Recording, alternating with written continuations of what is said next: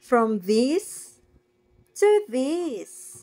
And from this na may underarm hair to this na wala ng hair at painless pa. Dito lang yan sa Soak & Co Nail Salon and Skincare. They are located here in Taguig City. At marami silang services na ino-offer dito. And they are open every day from 10 a.m. to 10 p.m. Two services ang inavail ko nga pala sa kanila, guys. Una ay ang lash lift with tint for only 1,099 pesos. Nagkaroon na nga rin kami ng Q&A session ni ate. At after 2 months nga ay pwede na daw akong magpa-lash lift ulit. While waiting for the lash lift, ito nga sinabay na ang Diode Underarm Hair Removal with Intense Whitening Scrub and Skin Whitening Laser. And dahil nga guys, manipis lang ang buhok ko sa kilikili dahil sa waxing, ay estimated up to 5 sessions ang aabutin para matuluyang mawala ang underarm hair o maging balahibong pusa na lang. Oo, nakakapagod siyang i-wax eh.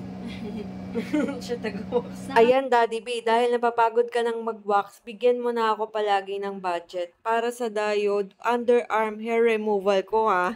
As you can see nga, guys, dito sa right underarm ko ay wala ng buhok. Kaya ayan, magkakaroon na naman ako ng confidence mag-sleeveless. After the procedure, guys, ito na nga, ganda-gandahan na naman si ate mo. Kaya naman, if you want to enhance your beauty, go na sa Soak & Co Nail Salon and Skincare.